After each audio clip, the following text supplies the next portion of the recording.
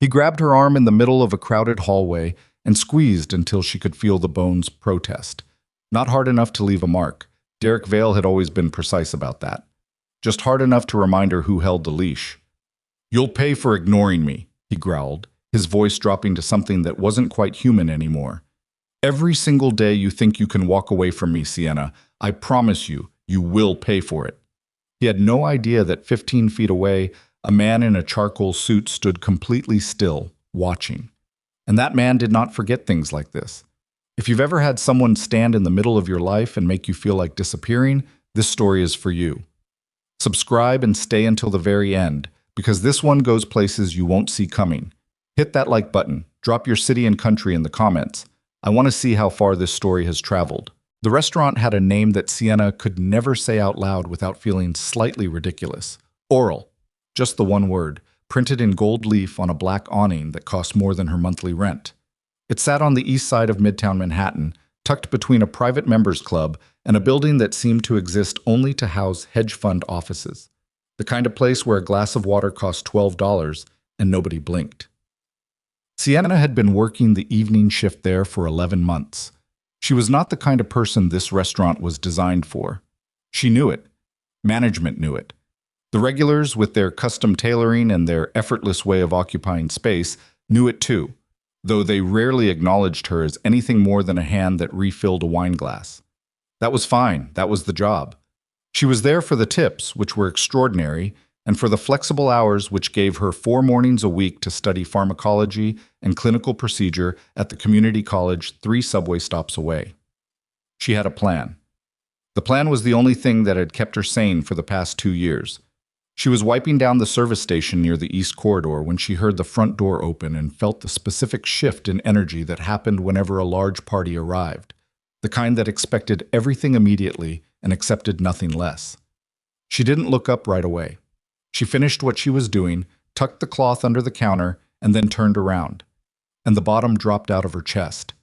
Derek Vale was standing in the entrance of Oral in a navy suit that probably cost $4,000, laughing at something one of his companions said. There were 4 of them altogether, 3 men and a woman, all of them carrying that particular voltage of people who are accustomed to rooms rearranging themselves around their arrival. Derek looked exactly like he always looked, polished, controlled, the kind of handsome that photographed beautifully and hid things in real life. He hadn't seen her yet. Sienna took a breath, picked up a menu, and walked toward the host stand with the specific purpose of finding her manager, Raymond, before the seating chart put Derek's party in her section. She made it about 8 steps. "Sienna." His voice had not changed. That was the thing she noticed first, not his face or the way he filled out the suit. Just his voice, the way it landed on her name like it was something he owned. She stopped. She did not turn around immediately, and that small pause, that half second where she decided how to carry herself, cost her later. She knew it even then. She turned. "Derek, what are you doing here?" He said it pleasantly enough, but pleasantly enough with Derek was its own kind of language. What he meant was, explain yourself. "I work here," she said. Something moved across his face. It wasn't quite surprise. Derek rarely allowed himself to be surprised, but it was adjacent to it. He looked her up and down, taking in the uniform, the pad tucked under her arm, the small gold name tag. Then he smiled, and the smile was the one she had learned to fear more than his anger. "You're waiting tables," he said. "Not a question." "I'm a server, yes." One of the men in Derek's group, older, silver-haired, the kind of man who chaired things, made a small sound of amusement. Sienna felt it like a flick against the ear. "I thought you were going to be a nurse," Derek said. He said nurse the same way some people said assistant or intern, with the faintest inflection that turned the word into something diminished. "I'm going to be a nurse," Sienna said. "I'm in school. This pays for it." "Right." He nodded slowly, as though filing something away. "Well, can you seat us? We have a reservation. Vale, party of 5. She did not trust herself to answer that, so she simply turned and gestured for them to follow her toward the dining room. She sat them in Marcus's section. Marcus was older, unflappable, and owed her a favor from a shift swap last January. She caught his eye across the room, nodded toward Derek's table, and Marcus gave her a look that said, "Understood." That should have been the end of it, That was the version of the night she wanted. Derek ate his expensive meal, conducted his business, and left without further incident. She went home at 11:30, studied until 1, and slept. But Derek was never that simple. She was midway through delivering a birthday dessert to table 12 when she felt someone standing behind her, too close, the way Derek always stood, just inside the boundary where it became uncomfortable. She set the dessert down, smiled at the couple, straightened up, and turned. He had followed her from his table across the dining room floor. "I need to talk to you," he said quietly. "I'm working, Derek." "I can see that." Another one of those smiles. "I just want 5 minutes." "I don't have 5 minutes. I have 11 tables." She kept her voice completely level and professional because she was acutely aware of where she was, of her manager 2 rooms away, of the way sound carried in a place like Oral. "If you have feedback about the service, you can speak with the host." She walked away. She heard him exhale sharply behind her. The next 40 minutes were a quiet kind of nightmare. She could feel his eyes on her every time she crossed the dining room. Once, when she passed his table, she heard him say something to the silver-haired man, too low to catch. And then there was the small constellation of laughter she recognized immediately as the kind that comes at someone else's expense. She didn't stop walking. She was heading toward the service corridor when she heard the chair scrape. She told herself she was imagining it. She told herself she was being oversensitive, that he was an attorney in a restaurant with clients and he was not going to make a scene. She told herself the tight feeling at the back of her throat was just fatigue. She pushed through the corridor door and was 3 steps down the narrow hallway, a gray utilitarian passage that connected the main dining room to the kitchen and the private event space. When the door opened behind her, she turned around. Derek closed the door. He did it gently, which was worse than slamming it. "I just want to talk," he said. He had that careful evenness in his voice, the one she remembered from arguments that lasted until 3 in the morning. The one that made her feel like she was the unreasonable one, the unstable one, the one who was making this difficult. "Derek," she kept herself very still. "I'm at work, and I'm trying to have a conversation with you. I've been patient." He took a step toward her. "Do you know how long it's been since you answered one of my messages?" "I blocked your number. You know that." "I know you blocked my number," he said softly. "I know you blocked my email. I know you had your building's front desk turn me away twice. I know all of that, Sienna. I'm asking you why." "I think you know why." "I'd like to hear it from you." She looked at him. 2 years ago, she had thought she was in love with this man. She had believed in the version of him that he presented on good days, the attentive one, the one who brought her coffee exactly the way she liked it and remembered every small thing she said. It had taken her a long time to understand that the remembering wasn't tenderness. It was inventory. He remembered everything because everything she told him was something he could use later. "I need you to let me get back to work," she said. He moved faster than she expected. His hand closed around her forearm, not violent, not quite, but firm, in a way that locked her in place. She felt every finger. "You don't just get to walk away from me," he said. The careful evenness was gone.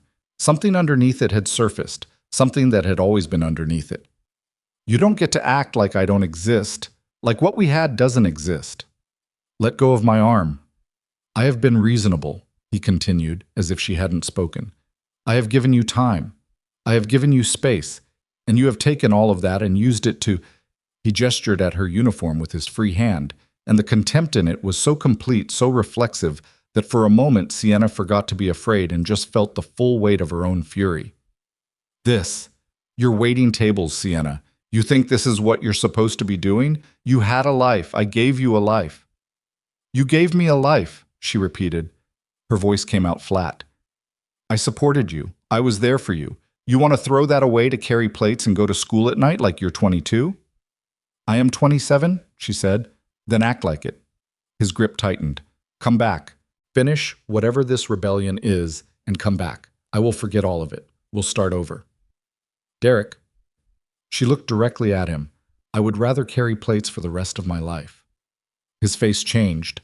She had seen it change like that only a few times, and each time it had frightened her in a deep structural way, not because he hit her, because he never had, but because the expression that replaced his usual control was one of absolute cold certainty, like a door locking from the inside. "You'll pay for ignoring me," he said. His voice was barely above a murmur. "Every single day you think you can walk away, Sienna. I promise you, you will pay for it." "Mr. Vale." The voice came from the end of the corridor, not loud, not particularly threatening in its tone, but it filled the hallway the way that certain sounds fill space, completely, leaving no room for anything else. Sienna turned her head. A man stood 15 feet away, between them and the far door that led to the private dining wing. He was Korean, somewhere in his early 40s, with the kind of stillness that didn't come from relaxation, but from something more deliberate than that, the way very still water is sometimes deeper than it looks. He wore a charcoal suit and he had his hands in his pockets. He was not large in the way Derek was large. He didn't need to be. He was looking at Derek the way a person looks at something they're deciding what to do with. "I think," the man said, "you should let go of her arm." Derek's grip didn't loosen immediately. Pride did that. It always took Derek an extra beat to recalibrate when he was interrupted by someone unexpected. His head turned toward the man, and Sienna watched Derek's face go through a series of expressions in rapid succession. Annoyance, irritation, the beginning of a dismissal, and then something else, recognition, and then, for the first time in the 2 years she had known him, genuine, undisguised fear. The hand released her arm. Sienna stepped back. She didn't know who this man was. She didn't know why Derek had just reacted the way he had. She only knew that the corridor, which had felt impossibly small a moment ago, had somehow rearranged itself. "We were having a private conversation," Derek said. His voice was steady, but his jaw was wrong, too tight, the muscles working. "I know what it was," the man said simply. Derek straightened his jacket. He was performing composure now. She could see it, the way she had watched him do in courtrooms when things shifted against him. The deliberate squaring of the shoulders, the reassembly of the expression. "I don't believe we've been introduced." "No," the man agreed. "We haven't." A silence stretched between them that was not like other silences. It had texture to it. Derek turned to Sienna. He looked at her for a moment without speaking, and what she saw in his face was not regret or embarrassment. It was the recalculation, the pivot, the way he was already filing this away, rearranging whatever he intended to do next. "We'll finish this conversation another time," he said. He walked back toward the dining room door, pushed through it, and was gone. Sienna realized her hands were shaking. She hadn't noticed until now, when there was nothing left to hold herself steady against. She pressed the heel of her palm against her thigh and breathed through her nose and tried to remember where she was in her service rotation, because the alternative, standing here and feeling all of it at once, was not something she could afford to do. "Are you all right?" She looked at the man. He hadn't moved from his position at the end of the corridor. He wasn't looking at her with pity, which she appreciated more than she expected to. He was looking at her the way someone looks when they're asking a question they actually want an answer to. "I'm fine," she said. "That's not what I asked." She looked at him for a moment. "No," she said. "I'm not entirely fine, but I will be." She straightened her own jacket. "Thank you for interrupting." "You didn't need me to," he said. It was a strange thing to say. She thought about it afterward many times, that first thing he had said to her in the context of gratitude. Not "you're welcome." Not, of course. Just, "you didn't need me to." She found out who he was 2 hours later, when Raymond pulled her aside near the end of her shift, and with a slightly strangled expression, told her that the gentleman in the private dining wing had been Kong Tai-jin, who had a private reservation for a quarterly dinner he held there and had been a client of the restaurant for several years. Raymond said the name the way people said names they'd only heard spoken carefully, in certain contexts, with certain implications understood. "He asked about you," Raymond said. "What do you mean, he asked about me?" "He asked if you were a regular member of the floor staff. I said yes. He said you should know that he would be speaking with the gentleman from earlier in whatever capacity might be appropriate." Raymond looked at her over his glasses. "I don't entirely know what that means." Sienna didn't either. She took the subway home at 11:45, standing in the rocking car with her bag on her shoulder and her study notes in her hand, and Derek's voice still replaying at the back of her skull. "You'll pay for ignoring me." She had heard Derek threaten people before. She'd watched him do it across a conference table, across a dinner, once across the roof of a car in a parking garage. She knew the difference between Derek performing and Derek meaning it. Tonight, he had meant it. She got home, locked both locks, and sat on the edge of her bed without taking her jacket off. Her phone showed 3 missed calls from a blocked number. She had learned not to answer those. She put the phone face down on the nightstand and stared at the wall. Her mother called at 9 the next morning while Sienna was between classes. "Baby, I need to tell you something strange happened." Her mother's voice had that particular quality it got when she was trying not to alarm her. "My insurance company called. They said there's a problem with my coverage, a review request or something. They couldn't explain it properly." Sienna felt the cold thing move through her chest then. Not quite fear. Something more specific than fear. Recognition. She thought about Derek's face in the corridor, the recalculation, the pivot. She thought about the fact that her mother's insurance was under a plan that Sienna had arranged 2 years ago, partially through a referral Derek had provided. A referral she had always meant to transfer out from under his network and had simply, stupidly, not gotten around to doing.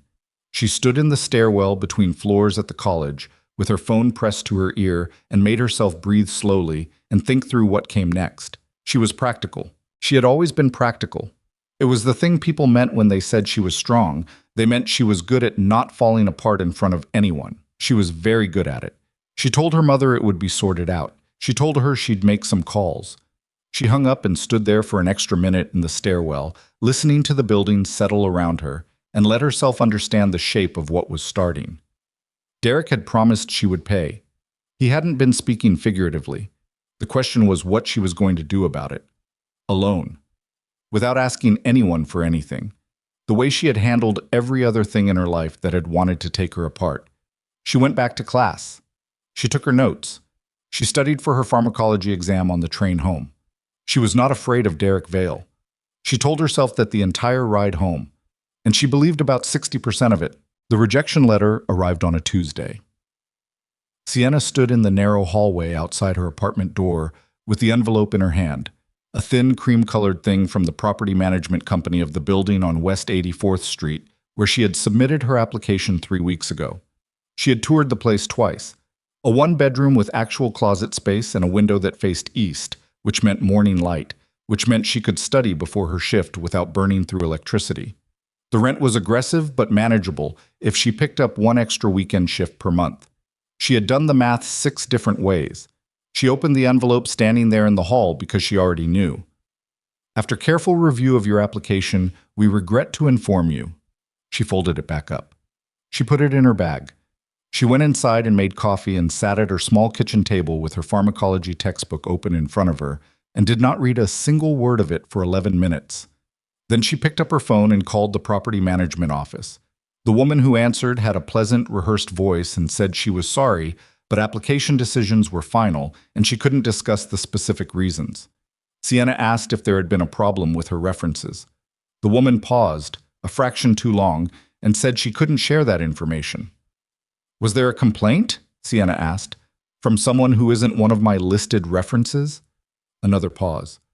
"I really can't." "I understand," Sienna said. "Thank you."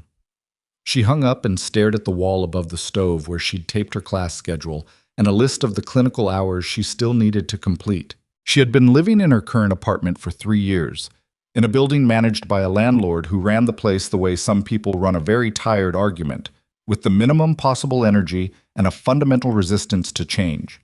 The heat took 45 minutes to respond in winter. The elevator worked roughly 60% of the time. But it was hers, and it was paid, and nobody had bothered her there. She thought about the insurance call her mother had described. She thought about the rejection letter. She thought about Derek in the corridor with his hand on her arm, his voice doing that quiet, measured thing it did when he had already decided on the outcome and was simply announcing it. She thought, how long has he been watching me? She went to work that evening and moved through her shift the way she had trained herself to move through difficult things, efficiently, without commentary, one task completing itself before the next one began. She took orders and refilled glasses and carried plates and smiled at people who didn't see her and did not think about Derek Vale for approximately 40-minute stretches at a time, which was the best she could manage. Raymond stopped her near the service station around 8:30. "Someone left something for you," he said. He held out a small sealed envelope, heavier paper than the rejection letter, no return address, her name written on the front in handwriting that was precise without being elegant. "Front of house found it at the host stand," addressed to you specifically. Sienna took it. She waited until she was in the corridor, the same corridor she noticed with a kind of grim humor, to open it. Inside was a single index card. On it, a phone number, and beneath the number, 4 words in the same precise handwriting. If you need anything. No name. She didn't need one. She stood there for a moment with the card in her hand and felt something complicated move through her. Not quite gratitude, not quite irritation, but a territory somewhere between them that she didn't entirely know how to navigate. She had spent 2 years building a life that did not depend on anyone's intervention. She had done it deliberately, methodically, with the specific goal of never again being in a position where someone could claim they had given her something she couldn't refuse. She put the card in her jacket pocket. She went back to work. 3 days later, her manager at the restaurant called her into the small office near the kitchen that smelled like old coffee and printer ink and broke into a sweat the moment she walked in. Raymond was a decent man who was very bad at delivering bad news, and the expression on his face when she sat across from him told her everything before he opened his mouth. "We've received some complaints," he said, "about your service." Sienna looked at him steadily. "From which tables?" "I can't." It was submitted anonymously through the restaurant's feedback system. He was not meeting her eyes. "Multiple complaints. Over the past week. All specific to your section." "What kind of complaints?" "Rudeness. Inattentiveness." He picked up a pen and put it down. "One mentioned an altercation with a guest." "An altercation," she repeated. "I'm not saying I believe it," he said quickly. "You've been here nearly a year and I have never had a complaint about you. Not one. But the system flagged it, and the regional manager he wants me to document everything and put you on a formal review period." Sienna breathed in through her nose. She breathed out slowly. "How long?" 30 days. Your schedule won't change, your pay won't change. But if there are additional complaints during that period, then I'm terminated." Raymond looked at the desk. "That's the policy." She nodded once. She stood up. She went back to her section and finished her shift and did not slam a single door, which was a kind of achievement she did not give herself credit for until she was on the subway going home and her hands finally stopped being fists. She took out the index card. She stared at the phone number for 4 stops. Then she put it back in her pocket and took out her pharmacology notes instead. She did not call. Not that night.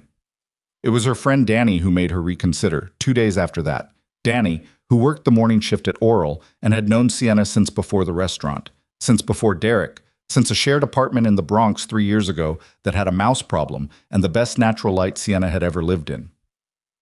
Danny called on a Thursday afternoon while Sienna was between the college and the subway and said, with zero preamble, "Someone's been asking about you." Sienna stopped walking. Someone on the sidewalk behind her made an irritated sound and went around her. "What do you mean?" "I mean, I got a call this morning from a woman who said she was doing a background check for a rental property you'd applied to, and she wanted to verify your employment."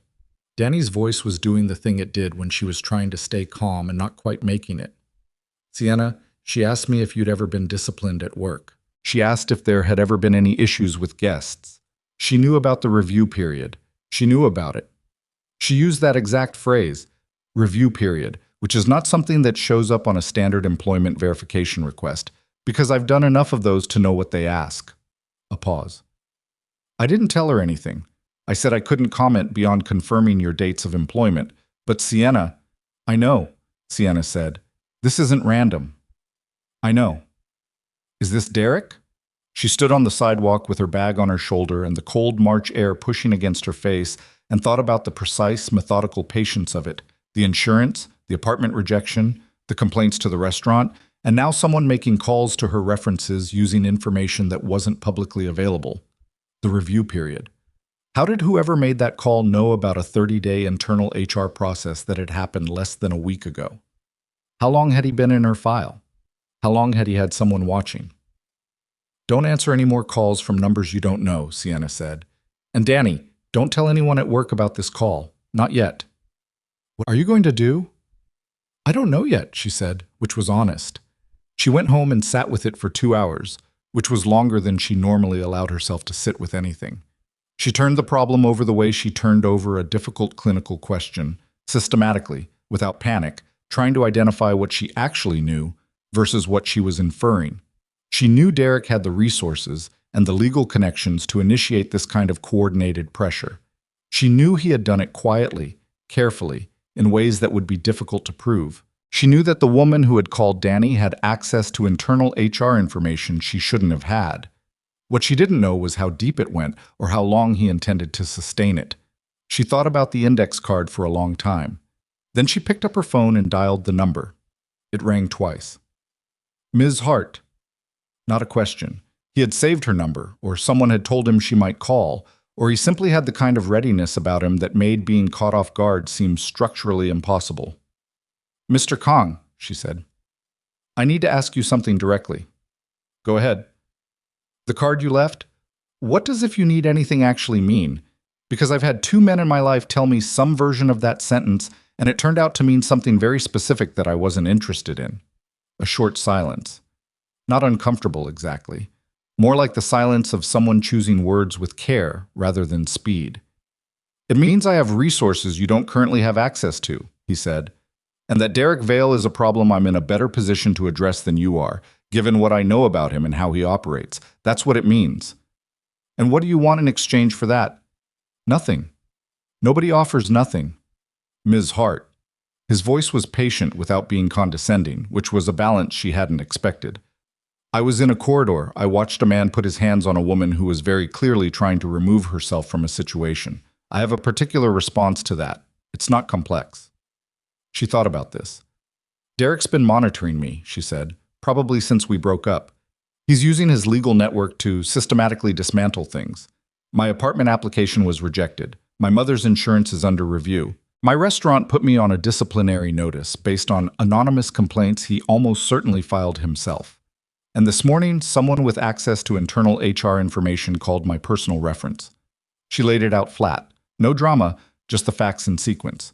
She did it that way on purpose, because she needed to know how he received information, whether he'd offer empty reassurances or something with actual substance. He was quiet for a moment. When he spoke, there was something different in his voice.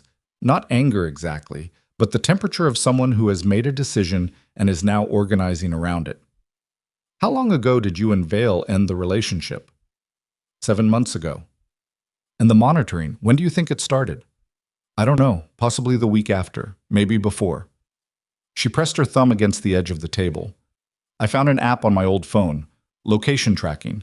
I assumed I'd installed something accidentally. I deleted it and got a new phone, but I can't know how long it was active. All right. A pause. I want to show you something. Can you come to an address I'll text you? Tomorrow evening, if that works. It's a private office, my attorney's building. Bring whoever you trust. I'll come alone, she said. That's also fine.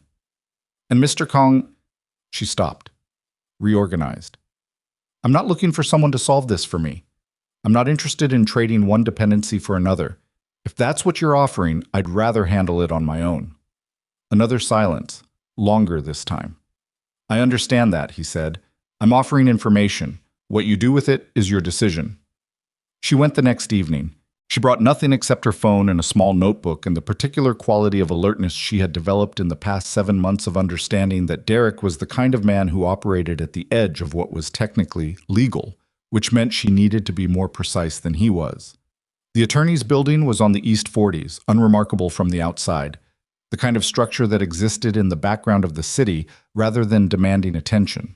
She was met in the lobby by a man who introduced himself simply as Jin, and who rode the elevator with her to the 14th floor without attempting to fill the silence, which she appreciated. Tae-jin was in a corner office with 2 walls of windows and almost no furniture. A table, several chairs, a credenza along one wall. He stood up when she came in, which was a small thing that she noticed and filed. There was another man in the room, older, with reading glasses pushed up on his forehead and a laptop open on the table in front of him. He was introduced as Tae-jin's investigator. Sienna didn't catch the name and didn't ask for it again. What was on the laptop screen made her sit down without being invited. There were files, not physical files, digital records, aggregated and organized with a thoroughness that made the back of her neck prickle.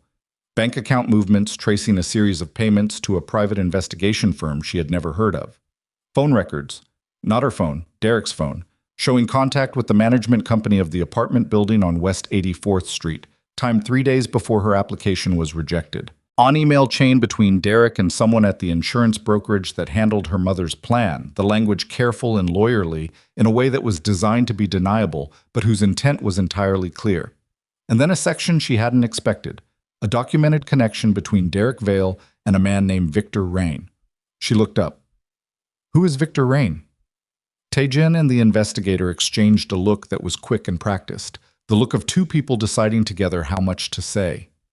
He runs a logistics operation, Taejin said carefully. Primarily shipping. He and I have competing interests. Competing interests, she repeated. He wants things I control. He's been looking for leverage. A pause. Vale didn't approach Ryan randomly.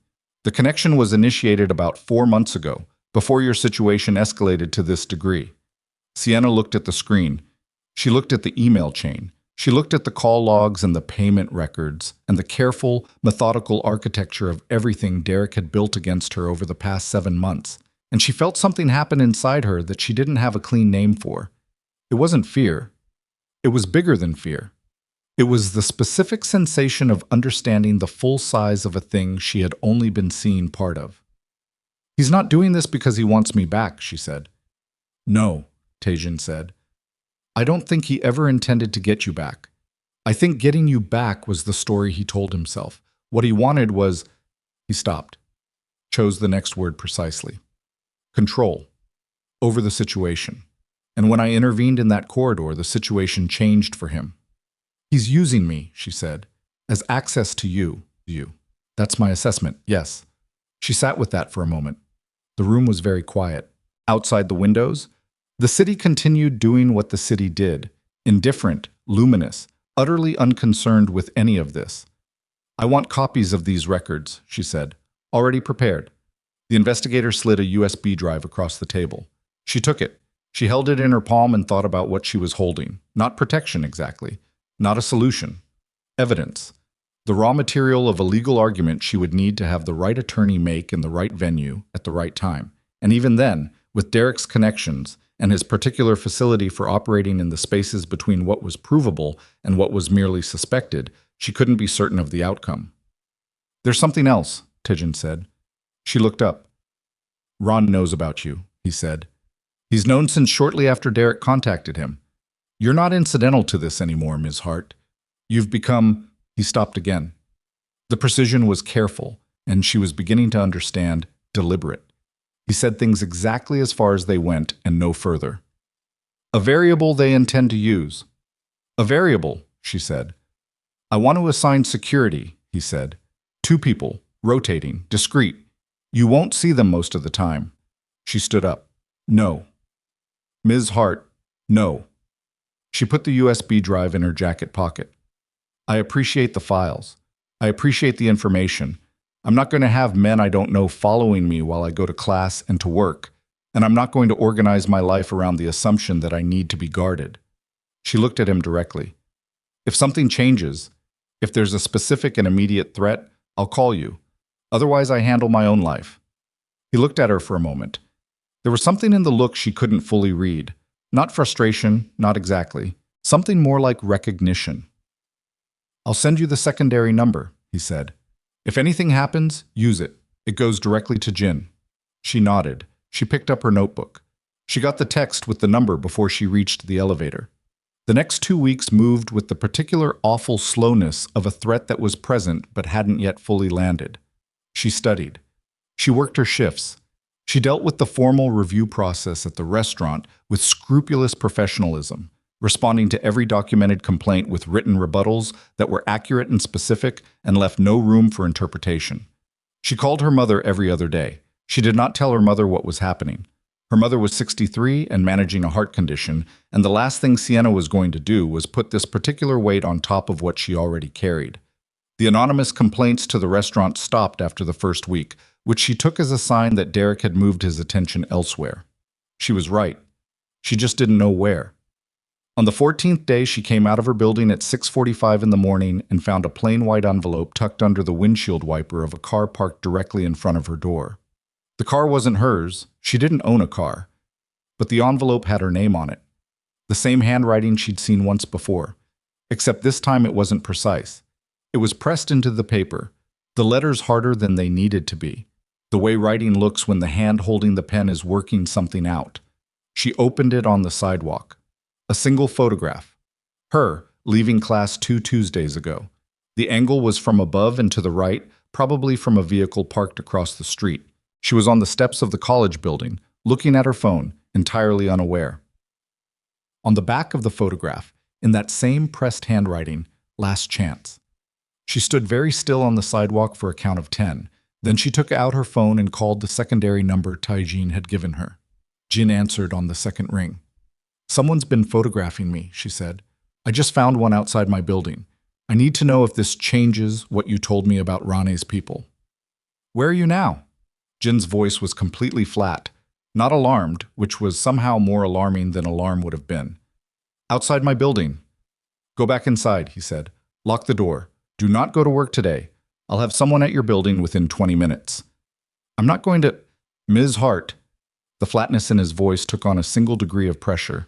"Please, go inside." She went inside. She locked the door. She sat on her couch with her phone in her hand and the photograph on the coffee table in front of her, and looked at herself in it.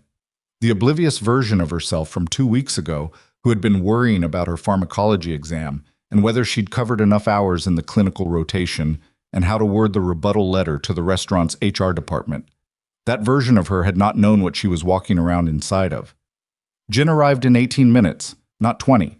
He had another man with him she hadn't seen before, and he did a quiet, efficient sweep of her hallway and the lobby before he came upstairs, which was when she understood that something had already changed, that she was already inside something larger than a dispute between herself and her ex-boyfriend.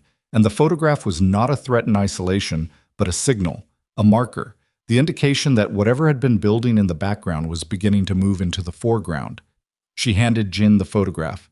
He looked at it without expression and turned it over and read the back and then looked up at her. "This isn't Vale," he said. "This handwriting. He didn't write this." She felt the cold thing in her chest again. "Then who did?" Jin didn't answer immediately. He and the other man exchanged a look, the same kind of practiced look she'd seen between Taejin and his investigator, and she understood that they were deciding together how much of the answer to give her and in what order. "I need to speak with Mr. Kong," Jin said. "He needs to see this today." "Tell me what it means first," she said. Jin looked at her. The flatness in his expression was not unkindness, it was precision. The same precision she'd seen in Taejin, some quality they shared that she was beginning to recognize as characteristic of people who operated in spaces where imprecision cost more than they could afford. "It means," Jin said carefully, "that Ron has decided you're no longer a background variable." She understood what he meant. She understood it completely, in the particular way you understand something when your body knows it before your mind has finished processing it. The shift in the air, the sudden stillness, the sensation of a door swinging shut somewhere behind you with a sound that is very quiet but absolutely final. She picked up her phone and her bag and her jacket. "Take me to him," she said. The car ride took 11 minutes. Sienna sat in the back seat and watched the city slide past the window and did not speak. Jin was in the front passenger seat. The driver was the other man, the one who hadn't been introduced, and he navigated through midtown traffic with the specific efficiency of someone who had done this particular drive many times before and did not need to think about it. Sienna held her bag in her lap with both hands and kept her breathing measured and thought about the photograph. The angle had been from above and to the right. A vehicle, probably, parked on the north side of the street. That meant whoever took it had known which building she attended, had known which entrance she used, had been there at 6:50 in the morning on a Tuesday 2 weeks ago, and had been patient enough to wait. That was not a spontaneous decision. That was infrastructure. Taejin's office building looked different in the morning, the lobby emptier, the light coming through the east-facing glass at a low angle that made everything look slightly more exposed than it had the previous evening. Jin moved through it quickly, and she kept pace. The elevator, the 14th floor, the corner office. Taejin was already there when they came in, which meant Jin had called ahead from the car, which meant he had assessed the photograph as serious enough to warrant the call without waiting. I was standing at the credenza with a coffee cup and a folder open in front of him, and he looked up when she walked in, and his expression did not change, but something in the quality of his stillness shifted in a way she was beginning to learn how to read. Jin handed him the photograph without speaking. Taejin looked at it. He turned it over. He read the back. He set it on the credenza and looked at Jin and said something in Korean, brief, 3 or 4 words. And Jin responded in the same language and Taejin nodded once. "Sit down," he said to Sienna. "Tell me what's happening first." He pulled out the chair across from the credenza and waited. She sat. He sat across from her and put the photograph on the table between them face up. "The handwriting on the back," he said. "Our people have been tracking Victor Rainey's communication style for about 14 months. Internal memos, signed documents, handwritten notes from meetings where our people were present." He tapped the corner of the photograph. "This is consistent with how he writes when he's personally invested in the message. Rain wrote this himself. That's my assessment." She looked at the photograph. At herself, oblivious on the steps, looking at her phone. At the words on the back. "Last chance." "Last chance for what?" she said. Taejin was quiet for a moment in the way that she had learned meant he was deciding not how much to say, but in what sequence. "I need to tell you something about why Ronnie became relevant to your situation," he said. "And I need you to understand that some of what I'm about to say reflects decisions I made that I am not—" A pause. The word he chose next was careful. "Proud of." She looked at him. "Go ahead." "Ron has been trying to acquire my shipping network for 2 years. Not acquire, absorb, fold it into his operation in a way that would effectively end my independent control over it. I refused. We've been in a standoff, essentially, with occasional escalations on both sides." He put his hands flat on the table. 3 months before I met you in that corridor, Ron's people approached Vale. Not because Vale had any direct connection to my network. Because Vale had a connection to you. The room was very quiet. "They'd done their research," Taejin continued. "They knew Vale had been monitoring you. They knew about his fixation. And they knew that you had applied for a job at Oral, where I hold a quarterly reservation that is not publicized but is also not a state secret among certain people in this city." Sienna felt the understanding arrive the way cold water arrives, all at once, and worse than expected. "They didn't approach Derek because he was useful to them legally," she said slowly. "They approached him because they knew I'd end up at that restaurant. They needed a reason to put pressure on you specifically. Vale provided the existing infrastructure, the monitoring, the connections, and the motivation. He was already doing most of the work before they offered him anything." "And what did they offer him?" "Protection," Taejin said, "from certain debts he's accumulated. Vale has a gambling problem that his professional profile doesn't reflect. Significant debts to people who are not patient about repayment. Rain offered to absorb those debts in exchange for Vale's cooperation in creating a situation that would require me to act." She sat with this for a moment. She turned it over. She looked at the photograph again and thought about Derek in the corridor with his hand on her arm, his voice promising she would pay, and tried to reconstruct it with this new architecture underneath. The question of how much of it had been Derek's genuine obsession with control and how much of it had been a performance designed for the audience of one who had been standing 15 feet away. "He knew you were in that corridor," she said. "I believe he positioned himself to ensure I would be. He manufactured the whole thing. The confrontation, yes. The obsession behind it," Taejin's voice was flat. "That part was real. Ronnie found an existing fire and handed Vale the accelerant." She stood up. She didn't intend to. Her body just made the decision, and she went with it, walked to the window and stood there with her arms crossed, and looked out at the city and breathed. Below, a delivery truck was double parked, and a cab was leaning on its horn, and 3 people were crossing against the light, and the whole apparatus of the morning was running exactly as it always did, indifferent to every private catastrophe occurring above it.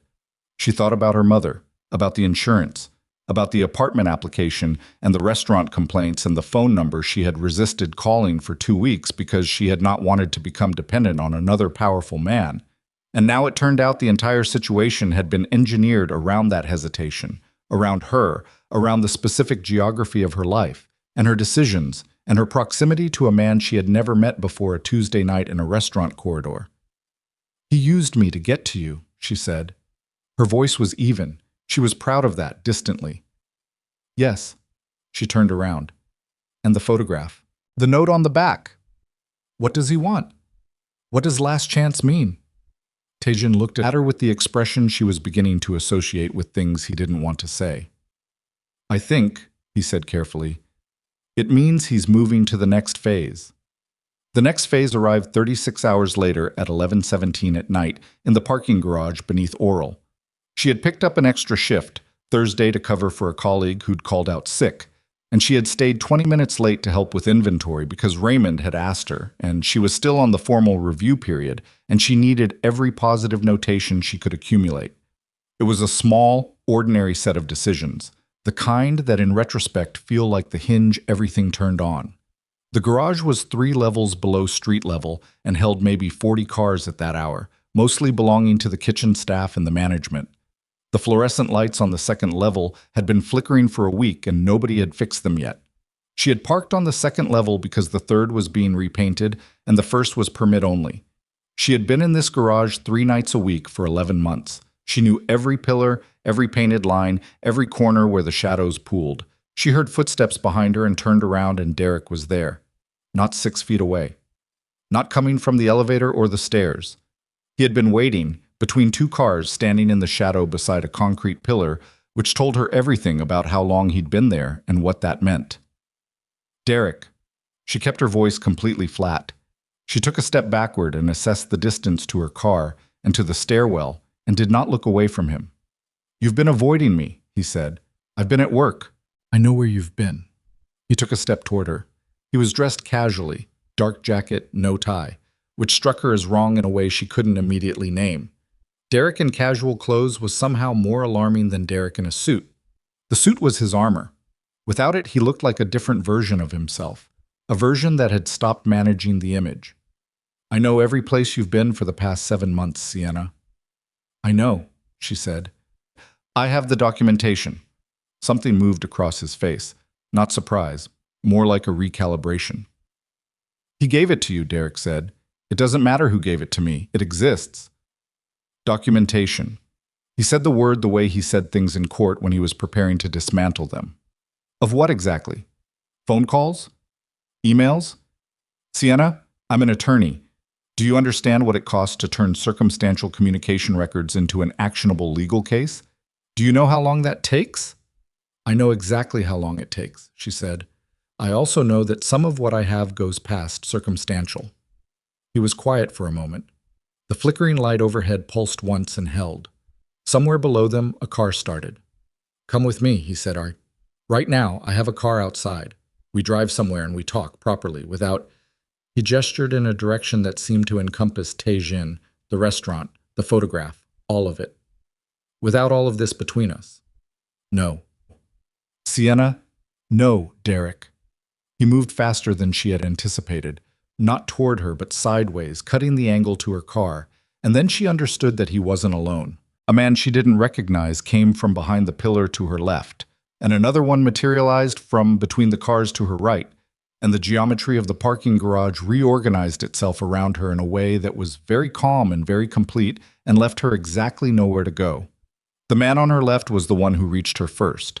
He didn't hurt her, not initially. He simply took her arm and held it with a firmness that made the option of moving independently no longer available. She felt her phone in her jacket pocket and calculated the distance between her hand and the pocket and the likelihood of reaching it before he could stop her. I'm not going to hurt you, Derek said. His voice had gone back to the careful evenness, the courtroom voice. I need you to understand that. This is not about hurting you. What is it about? It's about finishing something, he said. Something that should have been finished a long time ago. He was looking at her with an expression she recognized from arguments at 3 a.m, from the version of him she had spent 2 years slowly understanding, the absolute cold certainty. But there was something else in it now. Something she hadn't seen before. Something that looked, underneath the certainty, like fear. Derek Vale was afraid. That was the most frightening thing in the parking garage. She went with them because the alternative was immediate and she needed time and she was still calculating. The car was an SUV, black, parked on the street 1 level up, with a driver she couldn't see clearly. She was put in the back between the 2 men she didn't know, and Derek got in the front and they pulled into traffic, and she thought, tracking device. She did not have a tracking device. Teijin had offered her one. She had declined. She had declined because she had not wanted to be the kind of person who wore a tracking device, who built her life around the expectation of violence. And now she was in the back of an SUV at 11:30 at night, and she understood with perfect clarity the cost of that particular pride. She memorized the route. She was good with directions. Nursing school required spatial mapping, clinical rotations in large hospital complexes, the ability to know where you were and how to get to where you needed to be. She counted turns. She noted the time between them.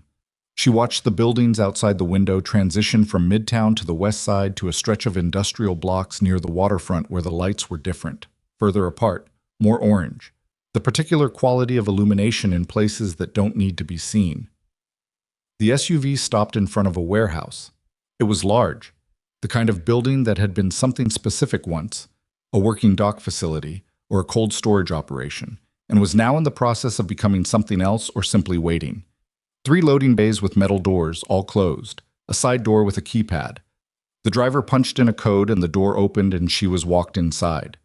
The interior was vast and largely empty, which made the sound different. Voices and footsteps carrying further than they should have, the echo doing something odd with distances. There were lights overhead, industrial fixtures, most of them working. Against the far wall, a series of folding chairs and a table. And standing at the table, a man she had never seen in person but recognized immediately because Jin had shown her a photograph the first time they met. Victor Rain was shorter than she had expected, compact, somewhere in his mid-50s, with the careful grooming of a man who wanted to project a specific kind of authority. He wore a gray suit, and he was looking at a phone when they brought her in, and he finished what he was doing before he looked up, which was itself a kind of statement. "Ms. Hart," he said. Not unkindly. That was the part that got under her skin most. The absence of malice in his voice, as if this were a scheduled meeting, as if she had made an appointment. "Mr. Rain," she said. He seemed mildly pleased that she knew his name. He gestured to a chair. She sat because standing was going to exhaust her and she needed to think. Derek stayed near the door. She noticed this, that he positioned himself behind her and to the left, which meant he wanted the option of leaving quickly and also that he did not entirely want to see her face. She filed this. "I'll be brief," Ryan said. He sat across from her, unhurried. "I need Kong Taijin to come to a specific location at a specific time in a verifiable state of, let's call it distraction. His people are very good and getting to him through conventional means is difficult, but you—" He paused. Not for effect.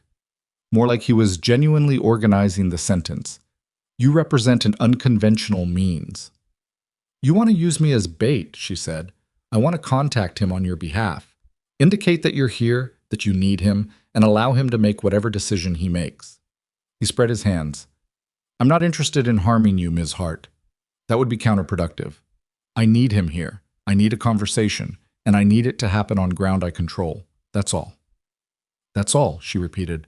"The shipping network he controls connects to 7 port facilities across the Northeast Corridor. He has agreements with 3 freight companies that operate within legal parameters, but that I've been unable to replicate or access. I'm not asking for charity. I'm prepared to offer him a very fair arrangement." "Then arrange a meeting," she said. "Like a person." Ronnie looked at her with mild interest, the way a professor looks at a student who has asked a question that is not wrong but misses the point. "Taijin won't meet with me voluntarily," he said. "He's made that position very clear. This is the alternative." She looked at Derek. He was still near the door. He was not looking at her. "Derek," she said. He looked up. "Did you know this was the plan when you agreed to work with him?" Something happened in Derek's face. A flicker of something she couldn't fully name, not guilt exactly, but its first cousin, the thing that lives next to guilt in the people who are not quite capable of the real version. "It's a conversation," he said. Nobody gets hurt." "That's not what I asked." "Sienna, did you know," she said again, "that when you put your hand on my arm in that corridor and said the things you said, you were doing it because someone told you to? Did you know that you were performing for an audience?" Derek's jaw tightened. "I meant what I said to you." "Which part? The part where you promised I'd pay, or the part where you said I needed to come back to you?" She watched his face. "Because one of those was about me, and one of those was about getting him into a room where your new business partner could talk to him." Derek looked away first. She turned back to Rain. "He's not going to come," she said. "You've misread the situation." Rain tilted his head slightly. "Why do you say that?" Because I told him explicitly not to arrange protection for me. Because I declined the resources he offered. Because the relationship between us is not what you've assessed it to be. She kept her voice measured and factual. He intervened once, in a corridor, as a decent person would. That doesn't mean he'll walk into a waterfront warehouse for me. Ronnie looked at her for a long moment. We'll find out, he said pleasantly. He stood. He said something to the man standing nearest to her, also in a language she didn't speak, and the man nodded and moved toward the table. On the table, she now noticed, was her own bag. They had taken it from her in the garage. The man opened it and removed her phone and set it on the table in front of Ron. Ronnie looked at the phone. You have his number, he said. It was not a question. I have a secondary contact number, she said. It goes to his security person. That's fine. He picked up her phone and held it out to her. Call it. Tell him where you are. Tell him you need him. She looked at the phone in his hand. She thought about what she had told Taejin in his attorney's office. I'm not looking for someone to solve this for me. I'm not interested in trading one dependency for another. She thought about the index card in her jacket pocket. The original one. The one she still carried for reasons she hadn't examined. She thought about her mother at home right now, not knowing where she was. She thought about the nursing exam in 12 days, and the clinical hours she still needed, and the apartment search that had stalled, and all the ordinary scaffolding of a life she was trying to build in the spaces between everything that kept trying to take it apart. She thought about the tracking device she had declined. She took the phone. Ronnie sat back and waited. One of the men moved to stand behind her, not touching her, just present in the way that things become present when you need to be reminded they exist. She looked at the phone screen. Her contacts. Jin's number, labeled simply with a J. She pressed call. It rang once. Ms. Hart, Jin's voice, flat and immediate, the way it always was. I need you to listen carefully, she said. Her voice was steady. She was proud of it and ashamed of it at the same time, that her voice could be steady in a moment like this, that steadiness was something she had practiced so thoroughly it now operated independently of what she actually felt. I'm at a warehouse near the waterfront. West Side, I think. Industrial block, 3 loading bays, a side entry with a keypad. We drove about 14 minutes from the restaurant garage, heading west and then south. Tell him... She stopped.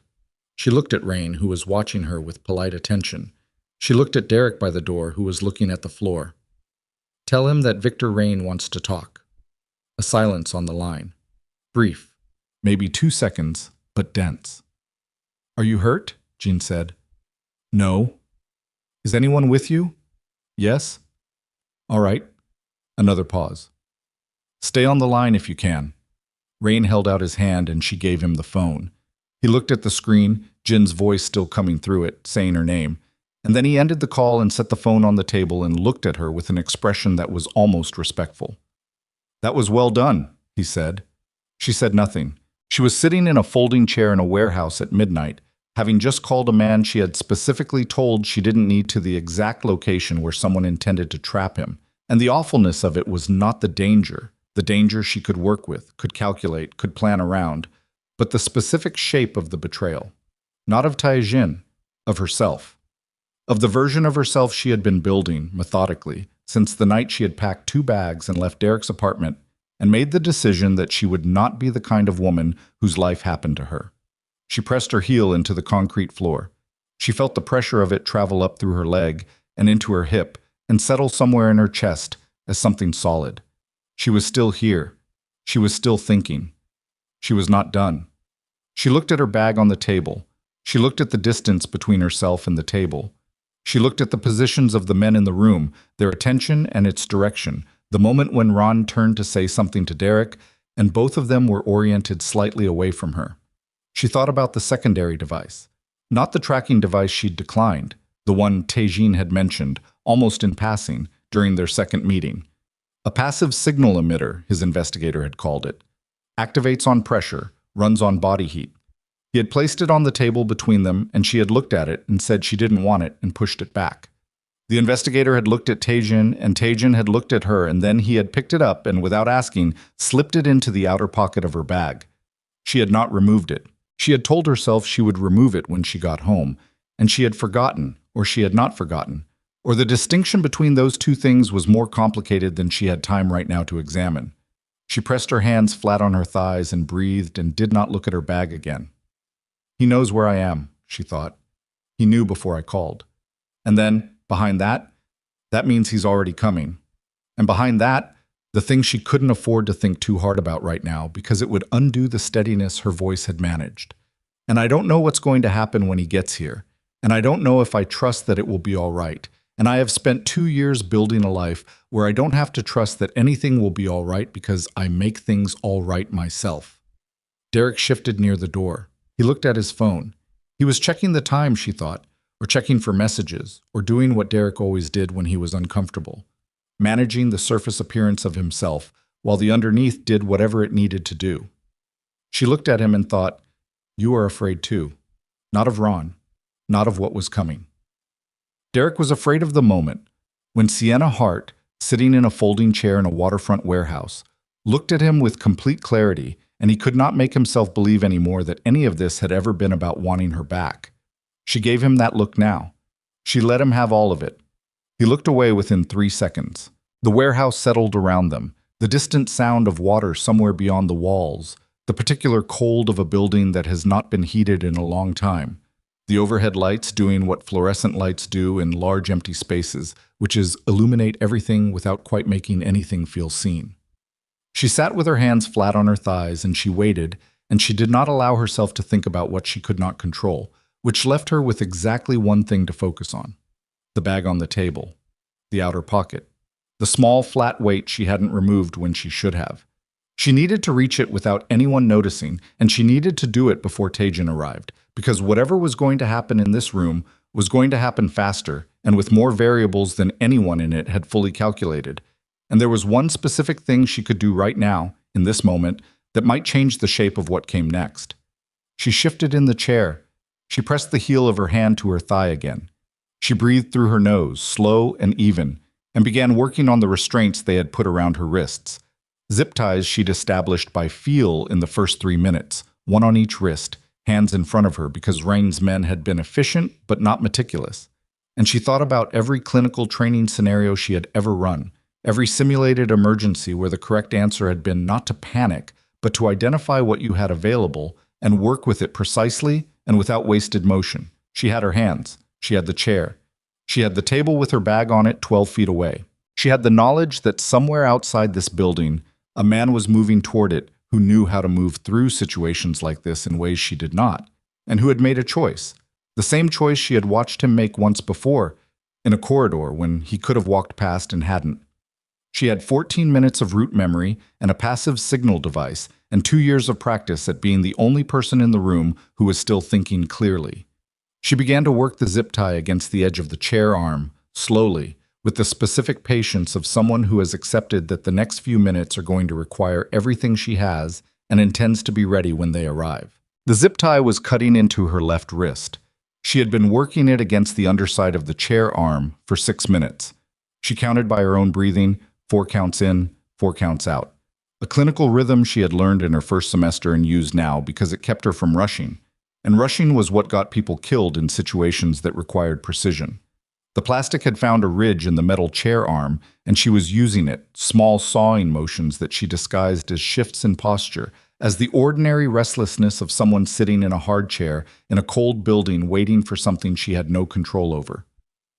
Ron was on his phone at the far end of the table. He had been on it for 3 minutes, speaking quietly in a language she didn't recognize. Not Korean, something else, Eastern European maybe. Why the last 6 minutes had been possible at all. Derek was still near the door. He had not looked at her again since she had given him that look. He was doing what Derek always did when he had made a decision he couldn't fully live inside of. He was performing the absence of doubt. Standing straight, checking his phone, projecting the particular stillness of a man who has everything under control. She had watched him perform it across dinner tables and in courtrooms, and at 2 a.m. in the kitchen of the apartment they had shared, and she knew every tells. The way his right hand went to his jacket pocket when he was uncertain. The way his jaw shifted slightly, a millimeter left, when something surprised him. His hand had been in his jacket pocket for 4 minutes. The plastic gave, not all at once. It thinned first, then split. and the release was so sudden that she had to catch herself from reacting, from letting the relief show in her shoulders or her face. She kept her wrists together in the same position, kept her hands in her lap, and breathed 4 counts and 4 counts and cataloged everything in the room with the attention she had left available. 4 men, not counting Ron and Derek. 2 near the loading bay doors. Those were the main concern, the ones with the most physical presence, the ones whose attention was oriented toward the entrance. 1 near the side door she had come in through, which was the exit she needed not to use because it was also the entrance Taijin would come through. 1. The man who had taken her phone, standing 6 feet to her right at a diagonal, close enough to be relevant but facing partly away from her because his attention had drifted toward Ronnie's phone call. The bag was 12 feet away on the table. Taijin's investigator had put the device in the outer pocket, the one with the magnetic closure. She needed to get to it and press the activation point. A small raised dot on the back panel, the investigator had said. You'll feel it, and hold it for 3 seconds. She had been running this calculation since they sat her down. 12 feet, chair scraping. The man to her right turning. The amount of time before anyone reached her. 3 seconds was a long time when people were moving toward you. She shifted, pressed her heel to the floor, organized herself. And then the lights went out. Not all of them. The overhead banks cut, the industrial fixtures going dark in a sequence from left to right that lasted less than a second, and what remained were the emergency exit signs above the loading bay doors, red and inadequate, and a strip of cold blue-white light from somewhere under the far door that she hadn't noticed before. The shift from lit to near dark was so abrupt that it registered in the room as a sound before anyone spoke. A collective inhalation, the specific noise of people recalibrating. She was already moving. She didn't stand. She came out of the chair low, angled left, using the dark and the chair itself as cover for the first 3 steps. The man to her right said something sharp and she heard him move, but she was already past where she'd been sitting and the geometry was wrong for him now. He was reaching for where she had been. She hit the table edge with her hip, sharp, painful, the kind of pain that registers in retrospect, found the bag by touch. Outer pocket, magnetic closure, pulled it open. A hand closed around her upper arm. Not the man from her right. Someone else, coming from a direction she hadn't accounted for. And she realized in the half-second before he pulled her backward that there had been a 5th person in the room she hadn't clocked. Someone stationary against the far wall in the dark beyond the table where the emergency light didn't reach. She let him pull her. She went with the motion instead of against it, which wasn't instinct. Instinct was to resist. But she had learned in a self-defense class 3 years ago that going with a grab and then pivoting was faster than fighting the initial force, and she used it now. Her elbow found something solid, ribs, she thought, and she heard the man's breath go wrong and the grip on her arm loosened by 30%, which was enough. She pulled forward, found the table again, found the pocket, found the raised dot on the back panel of the device. Pressed it. 1, 2. Someone hit the emergency lighting, a generator somewhere beneath the building cycling up, the overhead fixtures coming back at maybe 60% of their previous brightness, everything yellow-tinged and strange. She saw Rain turning from across the room, his phone call abandoned. She saw Derek stepping away from the door with his hand out in a gesture she couldn't interpret. She saw the man whose ribs she'd hit straightening up 4 feet behind her, his face doing something complicated. 3. She let go of the device and closed the pocket and stepped back from the table and stood with her arms at her sides and her wrists still loosely together because nobody had looked at her wrists yet, and she was not going to advertise what she'd done. Ronnie walked toward her. He was not running. He didn't run, she suspected, as a matter of principle. He moved at the pace of a man who has decided something and is implementing it. "Sit down," he said. "I'm fine standing." "Sit down, Ms. Hart." "No." He stopped 2 feet from her. He looked at her with the mild, assessing expression she was beginning to find more unsettling than anger would have been, because anger was a reaction, and this was something else, the expression of a man running calculations, not feelings. "What did you just do?" he said. "I got my bag." "What did you do at the table?" She held his eyes. "I got my bag," she said again. He looked at the bag on the table. He looked at her. He said something to the man behind her, and the man came forward and picked up the bag and opened it and went through it. Phone, wallet, her study notes, a pen, a granola bar, her keys. The man put everything on the table in a line. He unzipped the inner pocket and produced her lip balm and a folded receipt and her student ID. He opened the outer pocket. Empty. Ron looked at her. She looked back at him. The device was in the waistband of her scrubs, at the small of her back, where she had put it in the 3 seconds between pressing it and letting go, palmed and transferred in a motion she had practiced in her head approximately 40 times over the past hour, with the specific hope that she would never need to actually do it. "Sit down," Ryan said. There was something different in his voice now, not louder, denser. "I'll stand," she said. He nodded at the man behind her, and she was put back in the chair. This time they used a different restraint, something from a jacket pocket, a length of cord rather than zip ties, and they tied her wrists to the chair arms rather than together, which was worse for mobility, but which meant they had not found the device and were not looking for it because, as far as they could tell, she had done nothing. 10 minutes. Maybe 12. That was what she gave it. Taejin would have had people in position before she ever called. She understood this now, in retrospect, with the clarity that came from having had 2 hours to think about the device in her bag and what it meant that it was there at all. He had known she might call.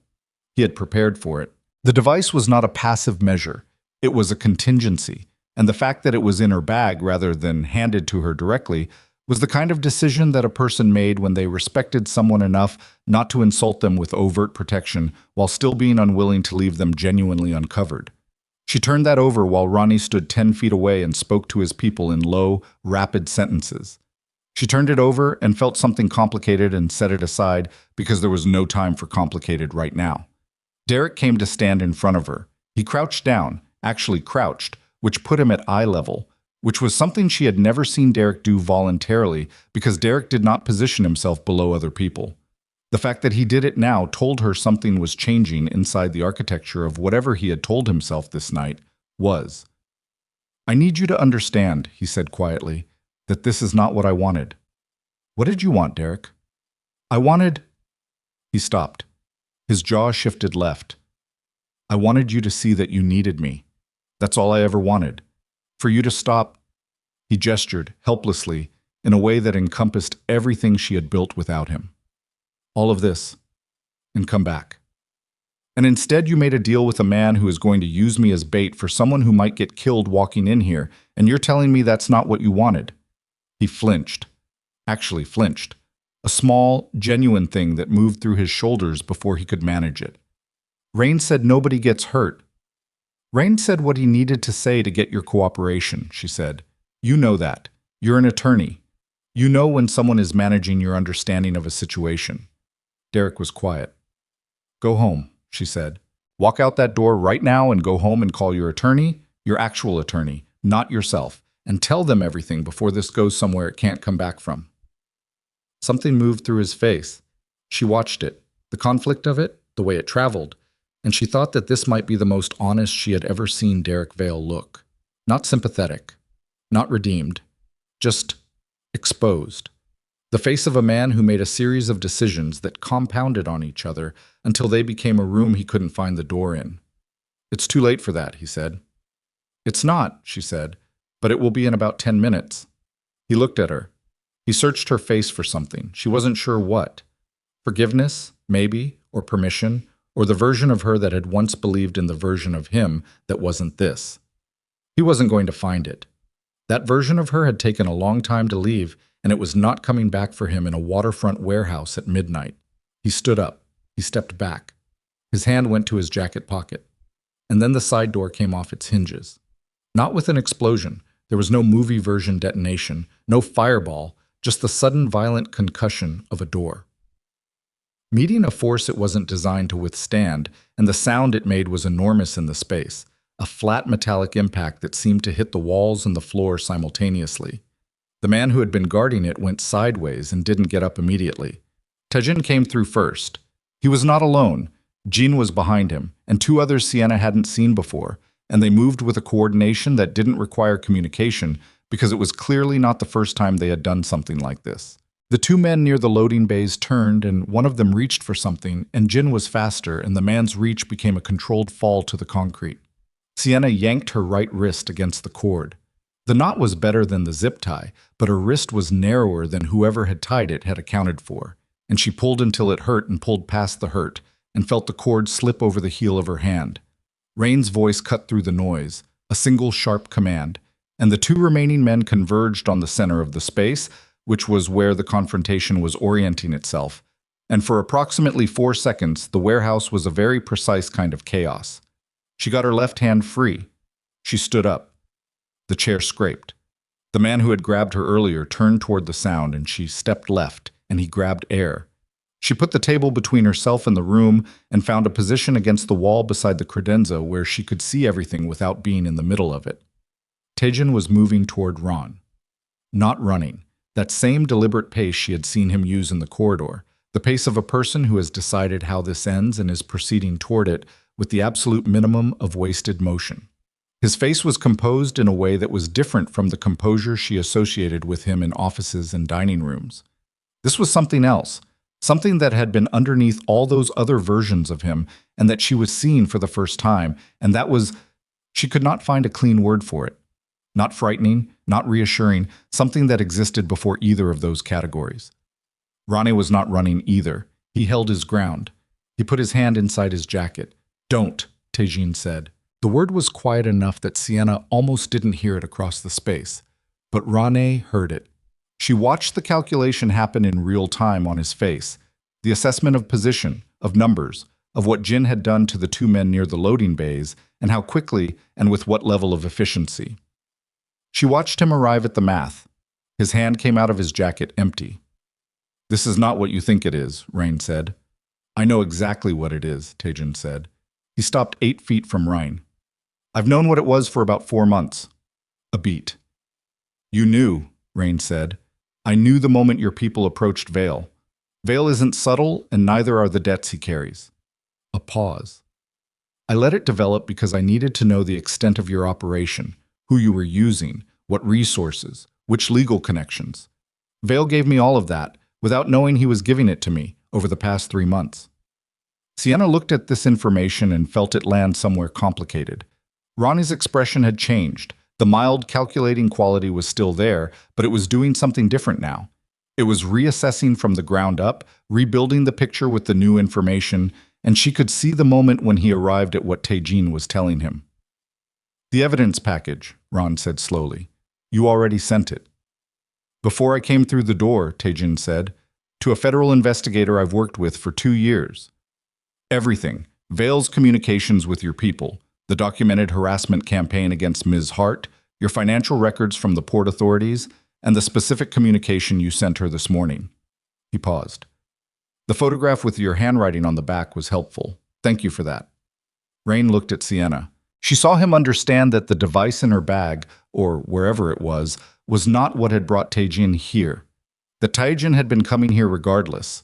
That the trap had been a trap running in 2 directions simultaneously, and Ronnie had been standing in the center of it for longer than he knew. "You could have come to me directly," Ron said.